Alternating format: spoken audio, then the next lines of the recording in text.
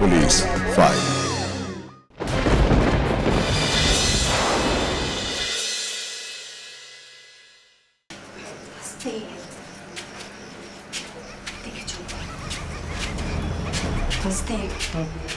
বসো বসো।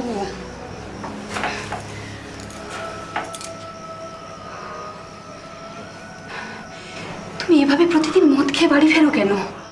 ছেলে মেয়েগুলো বড় হচ্ছে, ওরা কি শিখবে বলো তো? তুই যা শেখাবি তাই শিখবে। ছেলে মেয়ে বড় হচ্ছে বলে কি আমার সকাল বিসর্জন দিতে হবে নাকি? হ্যাঁ, এটা কি ধরনের শখ যাতে করে বউ ছেলে মেয়েকে পাড়া প্রতিবেশীর সামনে মাথা নিচু করে চলতে হয়? কেন মাথা নিচু করে চলবে কেন? পাড়া প্রতিবেশী কি তোমায় খাওয়ায় না পড়ায় যে তাদের সামনে মাথা নিচু করে চলতে হবে? হ্যাঁ, খাওয়াতে পড়াতে যাবে কেন? তুমি যখন রোজ টলতে টলতে বাড়িতে ফেরো আর বাড়িতে এসে চিৎকার চিল্লামিলি করো, পাড়া প্রতিবেশী তো আর চোখ কান বন্ধ রেখে চলে না, তারা সব শুনতে পায়, তারা এটা নিয়ে আলোচনা করে। আর তারা তোমার এই মাতলামনি আলোচনা করলে আমাদের মাথাটা কাটা যায়। পাড়ার লোকজনদের আর কে বসে কাম কাজ নেই, তা আমাকে নিয়ে আলোচনা করবে? লোকের কথায় কি মাল খাবার ছেড়ে দিতে হবে নাকি? হ্যাঁ, লোকের জন্য না ছাড়ো, নিজের ছেলেমেয়েগুলোর কথা তো একটু ভাবো। ছেলেটার 12 বছর বয়স হয়ে গেল, ও আস্তে আস্তে বড় হচ্ছে, ও সব বোঝে। ও যদি তোমার দেখা দেখি মদ খাওয়া ধরে তখন কি হবে ভাবো তো? খুব ভালো, বাপ ছেলে দুজনে মিলে মাল খাবো। পুরুষ মানুষের একটু আধটু নেশা না করলে চলে নাকি? হ্যাঁ, ছি ছি ছি ছি ছি, তুমি বাবা হয়ে এই কথা বলতে পারলে? এটা তোমার দোষ না, তোমার শিক্ষার দোষ। মুখ ভেঙে দেবো শিক্ষার কথা বললে। দাদা শিক্ষক বলে শুধু শিক্ষার খোঁটা, তাই না? তা এতই যদি শিক্ষার বড়াই, তাহলে কোনো শিক্ষকের সাথে বিয়ে দিল না কেন? একটা ড্রাইভারের সাথে বিয়ে দিল কেন? তারা যদি বিয়ের আগে তোমার এই রূপটা দেখতো তাহলে তারা তাদের মেয়েকে এবার জলে ভাসিয়ে দিত না। কি? আমার সাথে বিয়ে হয়ে তুই জলে ভেসে গেছিস? হ্যাঁ হ্যাঁ হ্যাঁ, বেরিয়ে যা আমার বাড়ি থেকে, এক্ষুনি বেরিয়ে যা।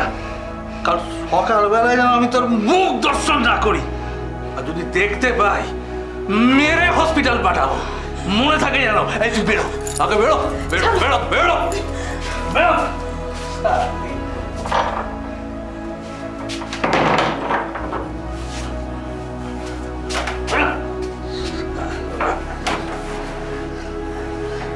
হ্যাঁ হ্যাঁ, আমি কাল সকালেই চলে যাব, আর কখনো ফিরবো না। ফিরবে না? যা, ফিরলে ঠ্যাং ভেঙে দেবো, ফিরলে ঠ্যাং ভেঙে দেবো।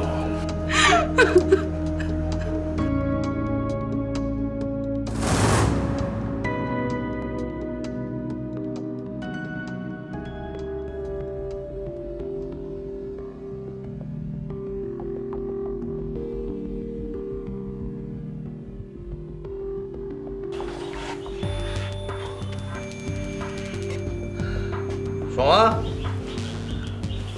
এই সোমা, চা দিয়ে যাও।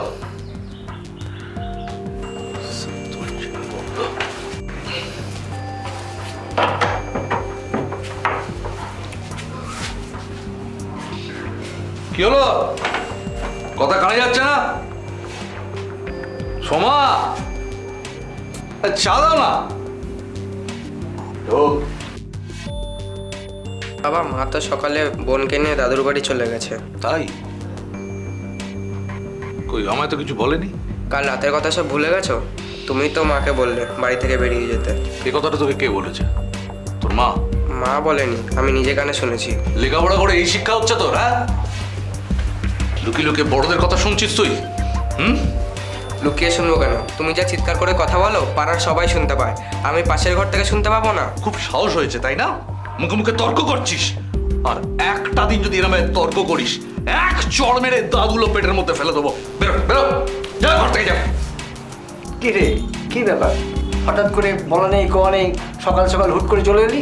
কেন, নিজের বাড়ি আসতে গেলে কি বলে কই আসতে হবে নাকি? বাবা, আমি কি তাই বলেছি নাকি? হ্যাঁ, আর শোন না, তুই দিদি ভাই দুজনে মিলে চলে এলি, অথচ কমল দাদু ভাই কেউ এলো না, তাই বললাম। আর তাছাড়া এরকম তো তুই কখনো করিস না। আমার হঠাৎ করে তোমাকে খুব দেখতে ইচ্ছে করলো, তাই চলে এলাম। আর তাছাড়া তোমার জামাইয়ের কাজ আছে, শোভনের পড়া আছে, তাই ওরা আসতে পারেনি। যাকে, সে ভালোই করেছিস।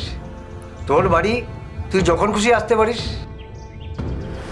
আসলে কি জানিস, দিদিভাই আমাকে বলছিল, জানো দাদু, বাবা না কাল মায়ের সঙ্গে খুব ঝগড়া করেছে, তাই মা আমাকে নিয়ে চলে এলো তোমার কাছে। হ্যাঁ রে মা, সত্যি কথা বলতো, কাল রাতে কমলের সঙ্গে খুব অশান্তি করেছিস? তোমার না মাথাটা খারাপ হয়ে গেছে বাবা। তুমি অতটুকু একটা বাচ্চা মেয়ের কথা ধরে বসে আছো। তোমার জামাইয়ের সাথে আমার কিছু হয়নি। যাক, না হলেই ভালো। তবে একটা কথা কি জানিস, ছেলে মেয়েগুলো বড় হচ্ছে, তাদের দিকে একটু খেয়াল রাখিস। যাই একটু বাজার থেকে ঘুরে আসি।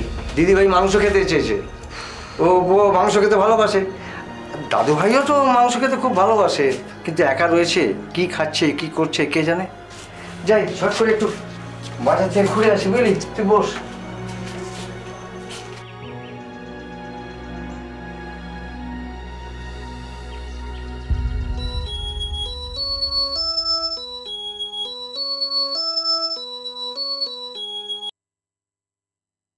কি ব্যাপার, তুমি ফোন করেছো কেন?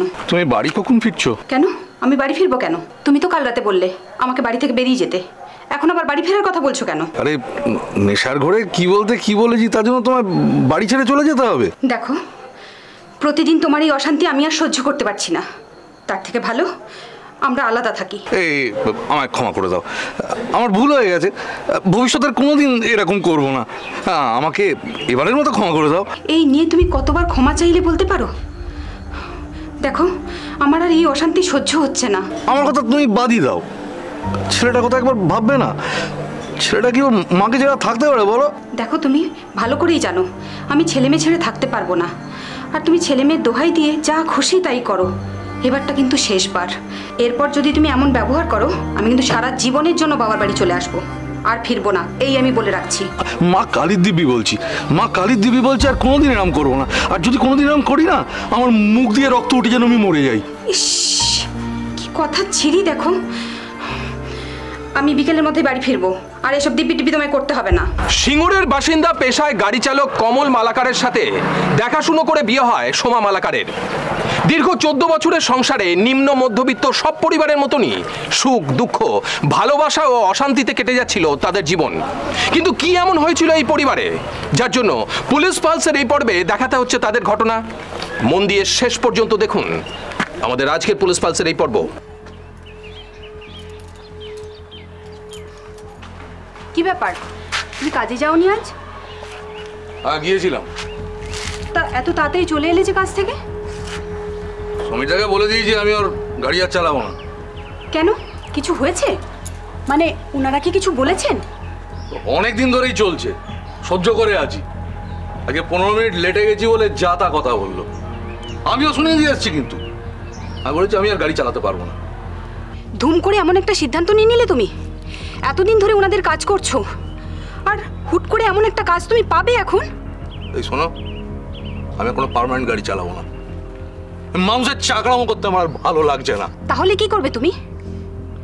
দেখো, আমি কিন্তু বাবার দাদার কাছে টাকা চাইতে দিতে পারবো না। এই তুই বড্ড বাজে কথা বলছো, তুমি হাত পাতবে কেন? আমি কি বলছি আমি কাজ করবো না? আমি ওই লোকালে জমিতে একটা ট্রাক্টর চালাবো, আর সুবিধার সাথে বলে এসেছি কথা, ওর গাড়িটা নিয়ে বাইরে ভাড়ায় যাবো। সে তুমি যা ইচ্ছে করো, তোমার সংসার তুমি কিভাবে চালাবে সেটা তোমার ব্যাপার, আমাকে যেন কারো কাছে হাত পাততে যেতে না হয়। এই চুপ করো তুমি, ঠিক আছে? হাত পাততে হবে না তোমায়, আমার সংসার আমি চালাবো। হাত পেতে এবারে বড় লোক করে দিয়েছে আমাকে, যা ফালতু কথা।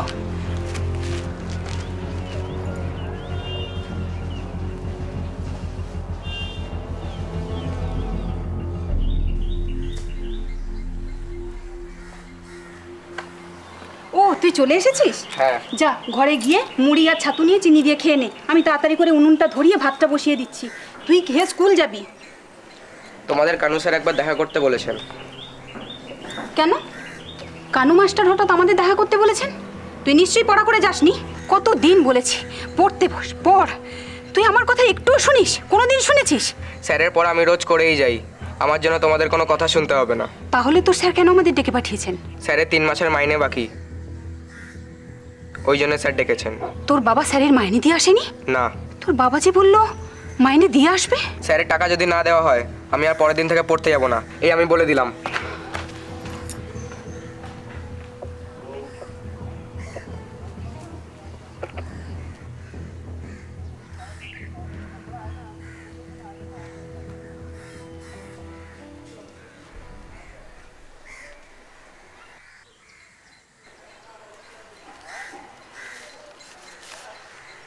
কমল, কমল,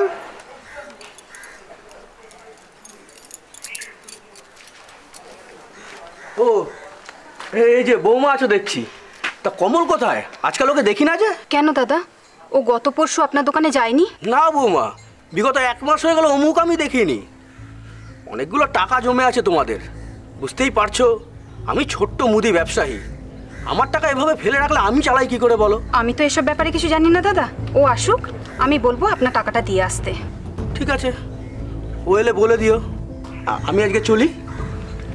ও তোমার একটা কথা বলি, লোকের মুখে শুনছি ও আজকাল খুব বাজে লোকজনের সাথে মেলামেশা করছে, জুটও খেলছে। তুমি ওকে একটু সাবধান করো, না হলে সংসারটা তো ভেসে যাবে মা। এসব নেশা খুব বাজে নেশা। চোখের সামনে কত সংসার এভাবে ভেসে যেতে দেখলাম। আমি তোমাদের ভালো চাই বলে কথাগুলো বললাম।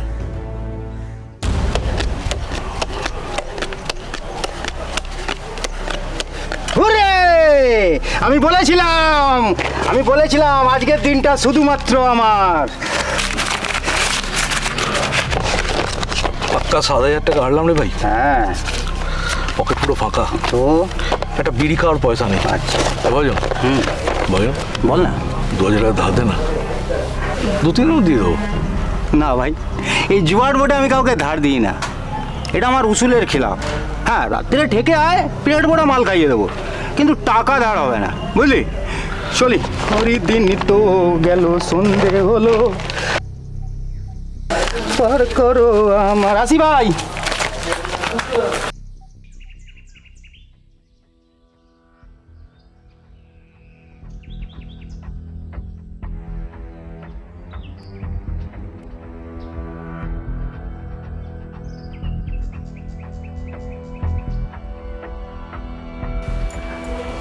তুমি এখন ভাত খাবে? না, খেয়ে এসছি। তুমি কানু মাস্টারে 3 মাসের টাকা দাওনি কেন? কে বললো?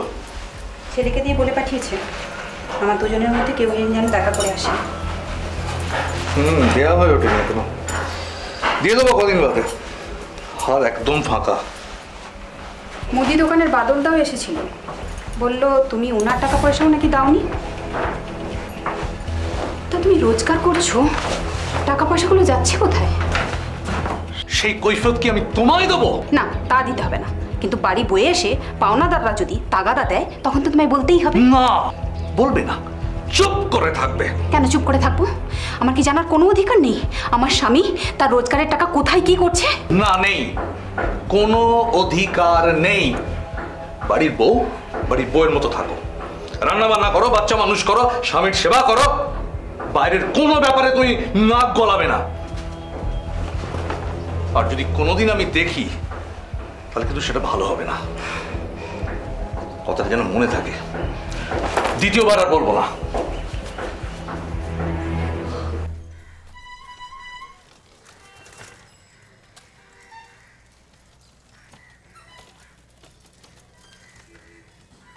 কি ব্যাপার কমল, আমার দোকানে রাস্তা বদলে এখন এই রাস্তা ধরেছিস নাকি? কি বলছো বাদলদা? আমি আসলে ওইদিকে যাচ্ছিলাম, তাই এই পথ ধরেছি। 2 মাস হয়ে গেল তোকে দেখা যাচ্ছে না তো, তাই এই কথাটা বললাম। যাকে বাদ দে, আমার টাকাটা কবে দিবি বল? হ্যাঁ, আমি 2-3 দিনের মধ্যে শোধ করে দেবো। আসলে খুব হাত টান যাচ্ছে গো দাদা, তাই দেরি হয়ে যাচ্ছে। তুমি টেনশন নিও না, আমি নিজে টাকা তোমার দোকানে দিয়ে আসবো। দেখিস এবার যেন কথার খেলাপ না হয়। এবার যদি কথার খেলাপ হয় না, তোর বাড়িতে গিয়ে আমি হুলুস তুলুস বাদিয়ে ছাড়বো। নেহাত তোর বউটা ভালো মানুষ, তাই বেশি কিছু বলিনি। এবার কিন্তু আর ভদ্রতা দেখাতে পারবো না, কথাটা যেন মনে থাকে। হ্যাঁ, মনে মনে থাকবে। চলি।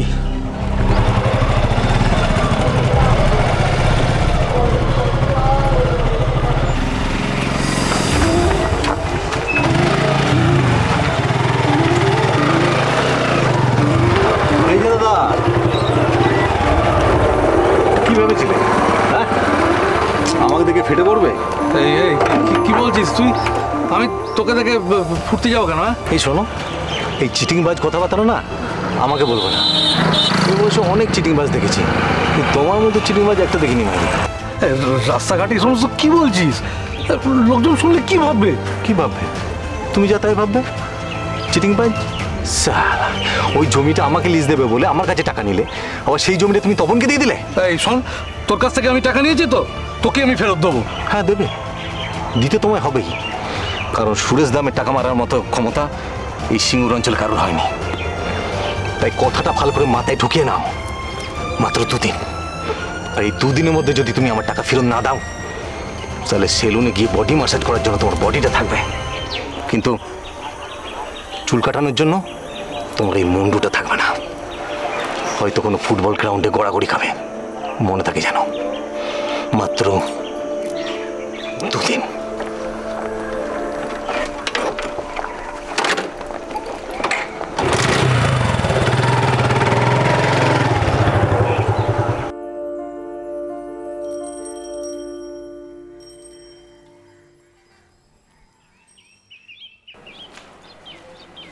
কি ব্যাপার, ফিরে এলে যে? কাজে যাবে না? না, যাব না। কেন, খুব অসুবিধা হয়ে গেল? কি আজে বাজে কথা বলছো?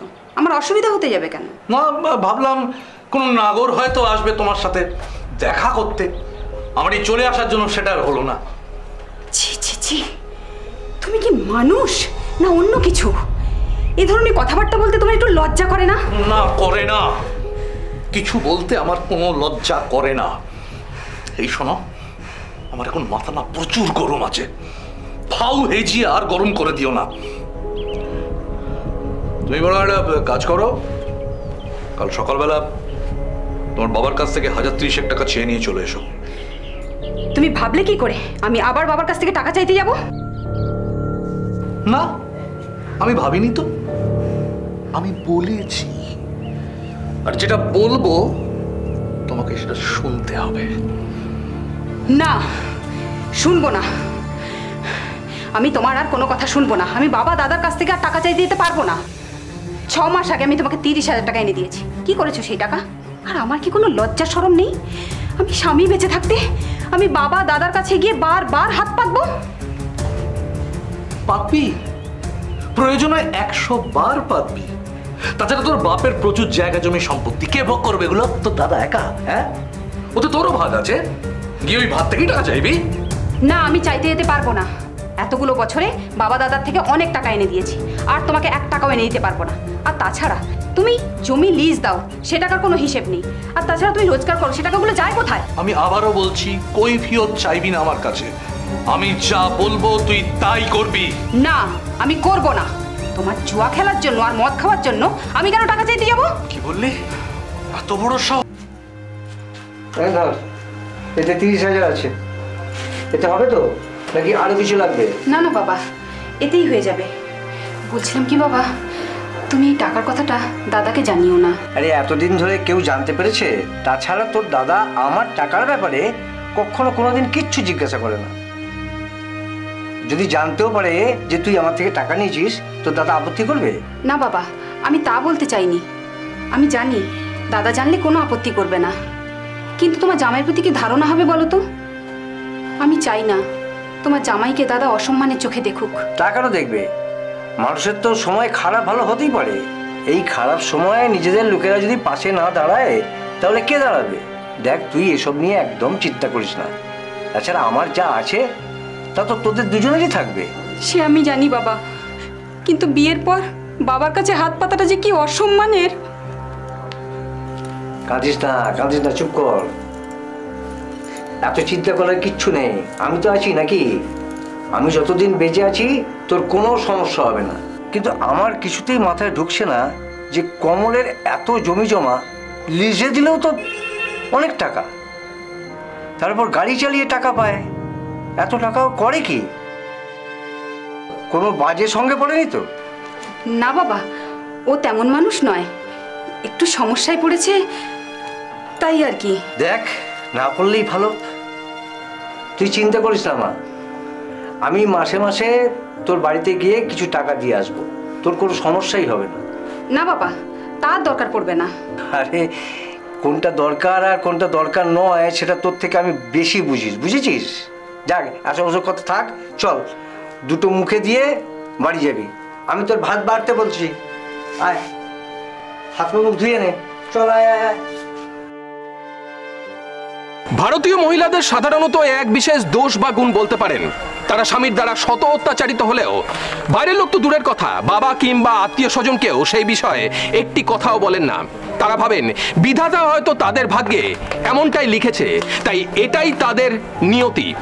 সোমাও তার নিয়তি মেনে নিয়ে 2 সন্তানের মুখের দিকে চেয়ে কমলের সব অত্যাচার সহ্য করে সংসারে মুখ বুজে পড়েছিল, কিন্তু বাদ সাধল কমলের নতুন অত্যাচার, সন্দেহবাতিক, যা সোমার সমস্ত সহ্যের বাঁধ আস্তে আস্তে ভাঙতে বাধ্য করেছিল।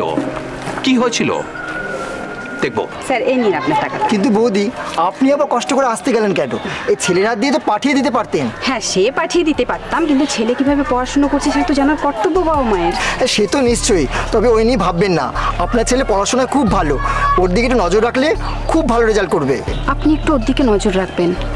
আমি তো খুব একটা পড়াশুনো জানি না, তাই ওর পড়ার ব্যাপারটা আমি খুব একটা বুঝি না। ও নিয়ে আপনি ভাববেন না, আমি নজর রাখবই।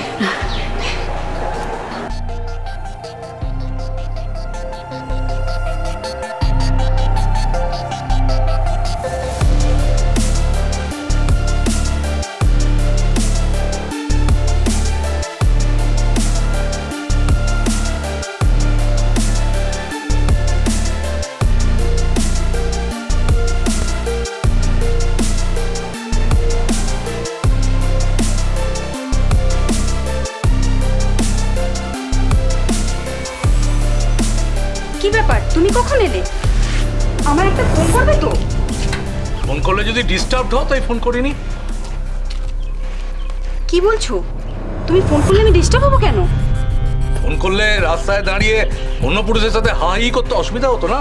কি যাতা কথা বলছো তুমি? এই, আমি যাতা কথা বলছি? হ্যাঁ, রাস্তার ধারে দাঁড়িয়ে কানু মাস্টারের সাথে ঢলাঢলি কে করছিল? ছি ছি, মুখে কোনো কথা আটকায় না তোমার? ও, তুমি করলে দোষ নয়, আমি বললেই দোষ। হ্যাঁ, কি করেছি আমি? ছেলের মাইনে দিতে গিয়ে দুটো কথা বলেছি, এটাই আমার দোষ?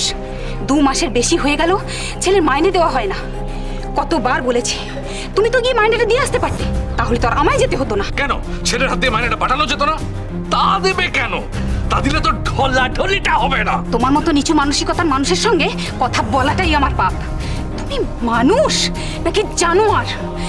তোমার মতো মানুষের সঙ্গে বিয়ে করার থেকে আমার ডুবে মরাটাই ভালো ছিল। এই, কি বলি রে? কি বলি আমি করবো? হ্যাঁ, তাই দুধের স্বাদ ঘোলে মেটাচ্ছিস, তাই না? এটা পছন্দ হয়নি বলে কচি কচি ছেলে ধরে তার সাথে ঢলাঢলি করে সব মেটাচ্ছিস। তুমি যখন বললে, এবার থেকে আমি তাই করবো।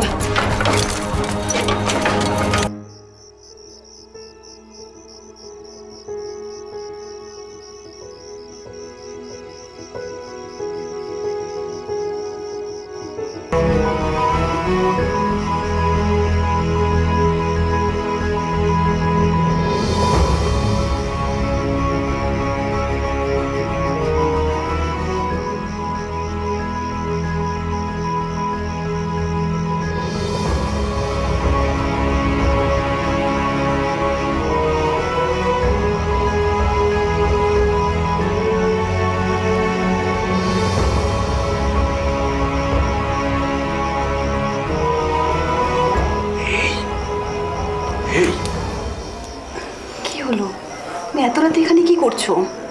তুমি জানো না আমি কি চাইছি? নাকি ন্যাকামো করছো? আমার ভালো লাগছে না, সারাদিন অনেক খাটাখাটনি হয়েছে, একটু ঘুমোতে দাও, জ্বালাতন করো না। এই জ্বালাতন করবো কেন? আমি একটু আদর করবো। বললাম না আমার ভালো লাগছে না, যাও তুমি এখান থেকে। কি এত বড় কথা? হ্যাঁ, তা ভালো লাগবে কেন শালি? এখন তো কুচি কুচি নগর জোগাড় করেছিস, তারাই তো ভালো মন্দ মেটাচ্ছে সব। চুপ, একদম চুপ। মেয়েটা কিন্তু ঘুমোচ্ছে, ও যদি উঠে পড়ে খুব খারাপ হয়ে যাবে, আমি বলে দিচ্ছি। খারাপ হবে? কি খারাপ হবে? সবাই সত্যি কথা জেনে যাবে, তাই তো? হ্যাঁ, জেনে যাবে। তার বাবা সন্দেহবাদী পাগল। ডাকবো ডাকবো, ওদেরকে ডেকে তুলবো, জানাবো তুমি এত রাতে কি করছো, জানাবো। চুপ চুপ, এমন ব্যবস্থা করবো না তো বাড়ি থেকে বেরোনো বন্ধ হয়ে যাবে। কই গো, টিফিন গরম আছে, আগে খেয়ে নাও।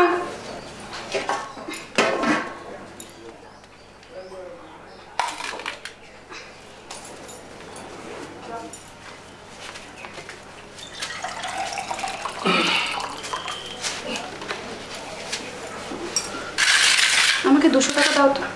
কেন, কি হবে 200 টাকা নেই? ঘরে সর্ষের তেল আর হলুদ বাড়ন্ত, বাদলদার দোকান থেকে আনতে হবে, তাই চাইলাম। কে যাবে আনতে? কেন আমি যাব? আবার কে যাবে? তোমায় যেতে হবে না, ছেলেকে পাঠাও। ওর পরীক্ষা, পড়ছে। আমি তোমায় কি বললাম? তোমায় যেতে হবে না। শোভন, ওকে কি বিরক্ত করে খুব দরকার তোমার? শোভন, এদিকে একবার আয়। বাবা ডাকছো? আমি যে তোকে ডাকছি তো শুনতেই পেয়েছিস, তারপর জিজ্ঞাসা করছিস কেন? হ্যাঁ, হ্যাঁ, 200 টাকা নিয়ে বালদার দোকানে যা, ওখানে গিয়ে সর্ষের তেল আর হলুদ নিয়ে চলে আসবি, বুঝলি? যাবি আর তাড়াতাড়ি আসবি। বাবা আমি তখন পড়ছিলাম। 10 মিনিট না পড়লে মহাভারত অশুদ্ধ হবে না। যা, যেটা বলছি তাড়াতাড়ি কর। ঠিক আছে।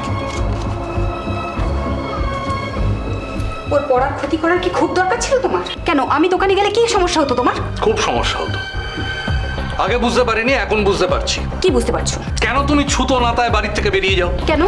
আরে ওখানে যে রাস্তায় তোমার জন্য নাগররা অপেক্ষা করে থাকে পীড়িত করার জন্য। ছি ছি, দিন দিন তুমি এত অমানুষ হয়ে যাচ্ছ কেন? হ্যাঁ, আমি তো অমানুষই, সত্যি কথা বললে তো অমানুষই হব। এই যে আমি যেতে দিলাম না তোমাকে, পীড়িত করা হলো না, এখন তুমি অমানুষ হবই। কান খুলে শুনে রাখো, আজ থেকে ঘরের বাইরের আমি একটা কাজও করব না। তাতে করে তোমরা খাও আর না খাও, তোমার ছেলে মেয়ের পড়াশোনা হোক আর না হোক, কিচ্ছু যায় আসে না। সন্দেহ নামক এক ভয়ঙ্কর ব্যাধিতে আক্রান্ত ছিল কমল। এই রোগের উপসর্গ আগে অল্প বিস্তর দেখা গেলেও তেমন একটা আমল দেয়নি সোমা, কিন্তু সময়ের সাথে সাথে কমলের এই ভয়ঙ্কর ব্যাধি পুরো সংসারটাকে সংক্রামিত করে তুলেছিল। সবার বাইরে বেরোনো পুরোপুরি বন্ধ হয়ে গেছিল, এমনকি পাড়া প্রতিবেশীদের সাথে কথা বলাও তার প্রায় বন্ধ হয়ে যায়। এমন একটা দমবন্ধ পরিবেশে শুধুমাত্র সংসারের কথা ভেবেই আপোষ করে যাচ্ছিল সোমা। কিন্তু কতদিন সে এই যন্ত্রণা সহ্য করতে পারলো? এই আমি বেরিয়ে গেলে তুমি ঘরের দরজাটা দিয়ে দেবে, ঠিক আছে? যা বলেছিলাম, একদম বাড়ির বাইরে বেরোবে না। আরে কমলদা, কোথাও বেরোচ্ছ নাকি? হ্যাঁ ভাই, এই একটু দীঘা যাব 2 দিনেকের জন্য।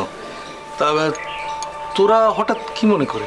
আসলে আমার ছেলের পৈতে দিচ্ছি পরশু দিন, তোমাদের কিন্তু সবান্ধবে আসতে হবে। আর কিভাবে যাবো ভাই? আমি তো তার পরের দিন রাতের বেলা ফিরছি। তবে বৌদি ছেলে মেয়েকে নিয়ে যাবে। কি বৌদি যাবে তো? না না, ও কি করে যাবে? আমি থাকলেও আমরা কেউ যেতে পারতাম না। কেন দাদা, যেতে পারবেন না কেন? মানে আমার এক কাকা 4 দিন আগে মারা গেছে, তো অসুখ চলছে। তো এই অসুখ অবস্থায় তো কোনো শুভ কাজে যেতে নেই। কোন কাকা মারা গেল তোমার? ও তোরা চিনবি না, দু সম্পর্কের কাকা তো, জ্ঞাতি, তাই অসৌচ। এই অসুখ অবস্থায় তো কোনো শুভ কাজে যেতে নেই। তাহলে তো সত্যি যেতে পারতেন না। তাহলে তোমাদের অশৌচ কাটলে দিদি, একদিনকে আমার ছেলেকে আশীর্বাদ করে এসো। হ্যাঁ নিশ্চয়ই যাব। তোমাকে তো আর বাড়ির বাইরে দেখাই যায় না, একদম বাইরে বেরো না বুঝি? না, ছেলে মেয়ে স্কুল পড়ালেখা থাকে তো, আর তাছাড়া আমার শরীরটাও ইদানিং খুব একটা ভালো যাচ্ছে না, তাই। ও তাই একদমই দেখাই যায় না। ঠিক আছে, তোমাদের সময় হলে একদিন যেও। আজ তাহলে আসি, আরও অনেক বাড়ি নিমন্ত্রণ করতে যাব তো। বৌদি চলি গো। হ্যাঁ হয়, চলো না তো, চলো।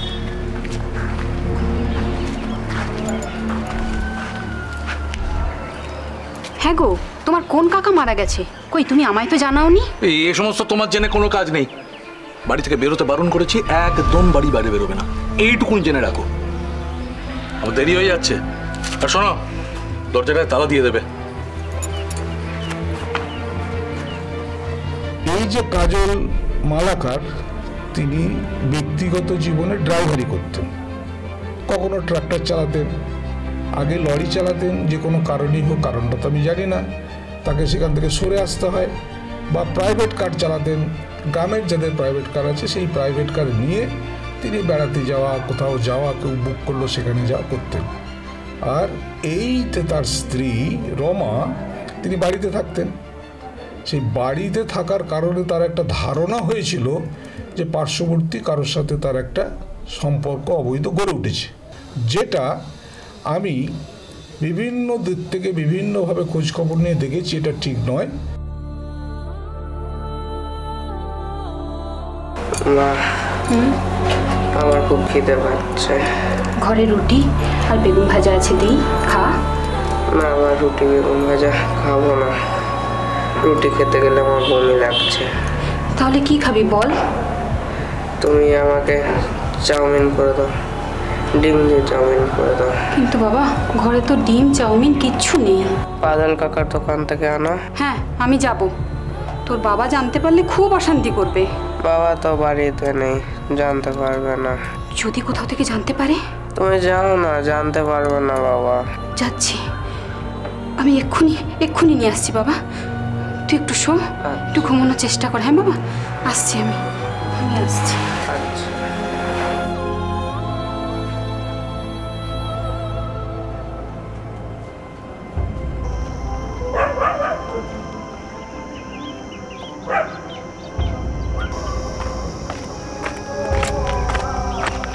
ও বৌদি,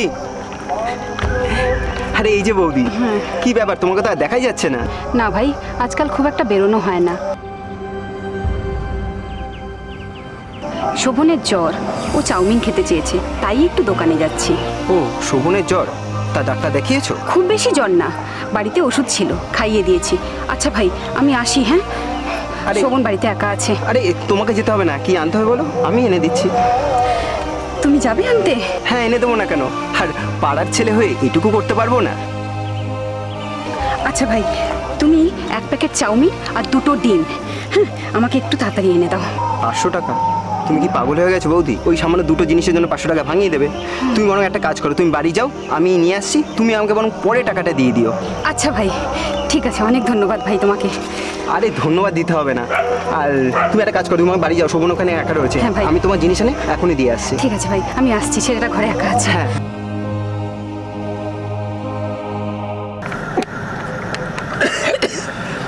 বুঝলি ভজন, কাল উত্তর পাড়ার পিয়াসের বউটা না পালিয়ে গেছে। কোন পিয়াস? আরে ওই সোমরার বাজারে আর সবজির দোকান, ওই পিয়াস। ওই আলু পেঁয়াজ বেচে?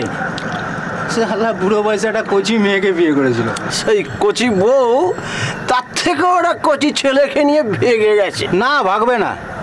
আরে বউকে তো ছাড় দিলে না, সে ভাগবেই। আরে সারাদিন দেখতাম এর সঙ্গে গুজুর গুজুর করছে, ওর বাইকে করে ঘুরে বেড়াচ্ছে। আরে বউকে না একটু নজরে রাখতে হয়, নাহলে সে তো পালাবেই। তুই ঠিক বলেছিস ভাই, দেখেছিস আজকাল বৌদি ওজনটা কিরম বেড়ে গেছে। সব ইয়াং ছেলেরা বুঝলি বৌদিদের পিছনে কেমন ছিকচিক ঝুকঝুক করে বেড়াচ্ছে। সে তো করবেই, এই ছুকছুকনিতে না মেয়েরাও সাই দেয়। কি বলিস কমল, তুই চুপচাপ আছিস কেন? আমার তো মতো নোংরা কথাবার্তা ভালো লাগছে না। আরে ভাই, কথাটা নোংরা হলেও না ঘটনাগুলো কিন্তু সত্যি। কথাটা সত্যি, আমার লাভটা কোথায়? দেখ ভাই, আমার বউ বাড়ির বাইরে বেরোয় না, তো এ ব্যাপারে আমার কোনো ইন্টারেস্ট নেই। ঠিক জানিস যে তোর বউ বাড়ির বাইরে বেরোয় না?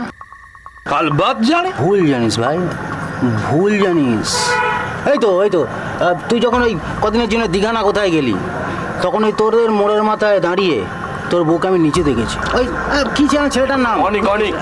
অনিক, ওই পুচকে ছেলেটার সঙ্গে মোড়ের মাথায় দাঁড়িয়ে গল্প করছি। কি কথা বলছিস? আর তার কিছুক্ষণ বাদে যখন তোর বাড়ির সামনে দিয়ে আমি আসছি, তখন দেখছি ওই কচি ছেলেটা দাঁত কেলাতে কেলাতে তোর বাড়ি থেকে বেরোচ্ছে। ভাই, নিজের বউকে নজরে রাখ, না হলে তুইও টের পাবি।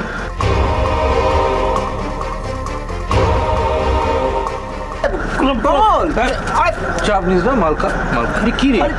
আরে কমল আয়। আরে একটু আছে তো, আরে মালটা শেষ করতে হবে তো। চাপ বাবা শুনে গেল। আচ্ছা মামা তার বিভিন্ন প্রয়োজনে যখন এই কাজল থাকতো না, ধরুন মেডিসিন আনতে দেওয়া, দুটো বাজার আনতে দেওয়া, বা এমন হলো তার একটু বিশেষ প্রয়োজন হলো, সেই প্রয়োজনে পাশের বাড়ির কাউকে ডেকে তিনি তাদের অনুরোধ করে এইসব জিনিসগুলো আনাতেন, তারা নিয়ে এসে বাড়িতে ঢুকতেন। এটাই হচ্ছে নাকি তার অপরাধ। উনি খুব জ্বর হয়েছিল, ও চাউমিন খেতে চেয়েছিল, তাই আমি চাউমিন আনতে গেছিলাম দোকানে। হ্যাঁ বাবা, মা আমার জন্যই বাইরে গেছিল। এই এখানে কি করছিস? হ্যাঁ এখানে কি করছিস? হ্যাঁ থাপ্পড় মারবো, যা ওখানে যা। কমলের সন্দেহজনক মনোভাব, সোমার উপর হওয়া শারীরিক ও মানসিক অত্যাচার সমস্ত রকম সীমা ছাড়িয়ে যাচ্ছিল। মুখ বুঝে অত্যাচার সহ্য করলেও ভিতরে ভিতরে এক ছাই চাপা আগুন যেন দাবানলের মতন জ্বলে উঠতে চাইছিল। সেদিন রাত্রেও একটাও কথা বলল না সে, শুধুমাত্র সংসারকে বাঁচিয়ে রাখার স্বার্থে। কিন্তু পরের দিন সকালবেলায় এমন একটা ঘটনা ঘটল যাতে নিজেকে আর ধরে রাখতে পারল না সোমা। আর তার পরিণতি কি ভয়ঙ্কর হয়েছিল আসুন দেখি।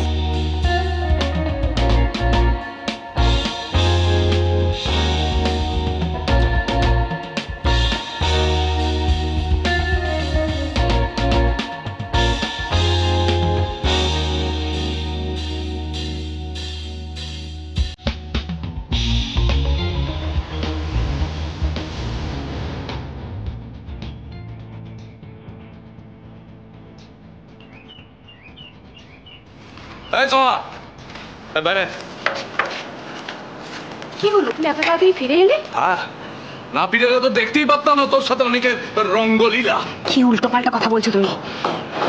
পাড়া প্রতিবেশী জানতে পারলে মুখে থুতু ফেলবে। কি আমার মুখে থুতু দেবে? আমি নিজে চোখে দেখেছি আমার বউ ঘরে একটা কচি ছেলেকে ঢুকিয়ে ফষ্টি করছে, আর সেটা নিয়ে কথা বললে লোকে আমার মুখে থুতু দেবে। হ্যাঁ, ও এসেছিল, ওর টাকাটা নিতে এসেছিল। সেদিন আমার কাছে 500 টাকার নোট ছিল, খুচরো ছিল না। ও চাউমিন আর ডিমটা কিনে দিয়ে গেছিল ওর টাকাতে, সেই টাকাটা নিতে এসেছিল। আর তুমি কোন ফষ্টি নষ্টির কথা বলছো? হ্যাঁ, কিন্তু ভেতরে ঢোকেনি। বাঙালিকে হাইকোর্ট দেখাবি না বলে দিলাম। কি ভেবেছিস? কিছু বুঝি না? তোদের সমস্ত চাল আমি বুঝি। ঘরে আমি নেই, ছেলে মেয়েরা নেই, একটা ছেলে ঢুকে ফুটতে মারছিস আর আমাকে বানি বানি গল্প দিচ্ছিস তুই। তুমি কিন্তু তোমার ছাড়িয়ে যাচ্ছ, আর সহ্য করবো না বলে দিচ্ছি। কি করবি তুই? সহ্য করবো না আমি। কি করবি তুই? আমি অনেক সহ্য করেছি দিনের পর দিন, আর কিন্তু তোমার কোনো অত্যাচার সহ্য করবো না। আমি আজই ছেলে মেয়ে বাপের বাড়ি চলে যাবো, কোনোদিন ফিরবো না। এই তোমায় আমি বলে দিচ্ছি, তোমার মতো একটা নোংরা অসভ্য লোক সঙ্গে অন্তঃসভ্য মানুষ সংসার করতে পারে না। আমি তো পারবো না। তুমি একটা সন্দেহবাতিক পাগল। হ্যাঁ হ্যাঁ, তুমি পাগল, সন্দেহবাতিক পাগল। আমি পাগল? সন্দেহবাতিক পাগল? আমি পাগল, আমি সন্দেহবাতিক পাগল।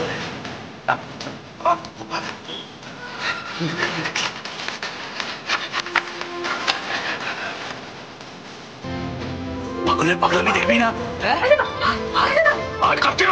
পাগলামি দেখ, পাগলামি দেখবি না? আমি তো পাগল। সন্দেহবাতিক একটা কারণের জন্য তার স্বামী তাকে দীর্ঘ প্রায় ধরুন 18-20 বছর 18 বছর সংসার করার পরে 14 বছরের একটি ছেলে আছে, 6 বছরের একটি কন্যা সন্তান আছে। সন্দেহবাতিকতার জন্য তাকে কুড়ুল দিয়ে গলায় এবং হাতে জোর করে আঘাত করে কেটে তাকে হত্যা করেছে। সোমার মতন অনেক মেয়ে এমন সন্দেহের বলি হয় প্রতিনিয়ত। আমরা যদি একটু সতর্ক হই তাহলে হয়তো এমন ঘটনা প্রতিহত করা সম্ভব। আমরা পুলিশ পালসের পক্ষ থেকে এই খুনের তীব্র নিন্দা করছি এবং আশা করছি প্রকৃত দোষী দৃষ্টান্তমূলক শাস্তি পাবে। আজ এই পর্যন্তই। পরবর্তী পর্বে ফিরে আসবো এরকমই কোনো সত্য ঘটনার চিত্ররূপ নিয়ে। ততক্ষণ সুস্থ থাকুন, সতর্ক থাকুন, সাবধানে থাকুন আর দেখতে থাকুন পুলিশ ফাইলস।